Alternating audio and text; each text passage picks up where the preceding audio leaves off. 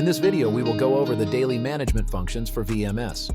Once you log into OPS using your VMS credentials and select a merchant, you will see the data section as shown. The data page is similar to your VMS dashboard where you can see the sales trend data for your account. At the top, you can filter to see data for a custom time frame. By clicking Operational at the bottom, you'll be able to view your transactions, view machine alarms, train new products, and manage the products for sale in your cooler. By clicking Alarm at the top, you can investigate the exact issue that is occurring on your machine.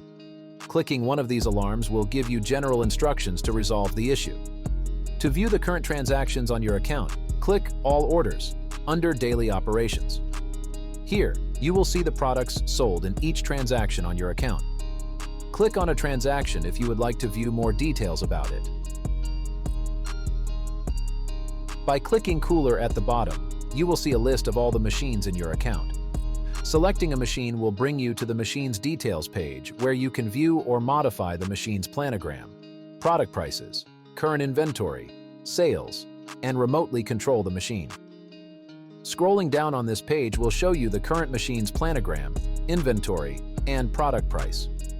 At the top, you can click the play button next to connectivity to view the connectivity over time. You can also click the Temperatures play button to view the machine's temperature over time. To reboot the machine, adjust its volume and modify the LED brightness. Select Remote Control under the Machine Settings section. In separate videos, we dive into managing your planogram and performing a restock, so we won't go over those in this video. To find more information on our system and its features, please feel free to view the OPS documentation sent to you by your representative. Thank you.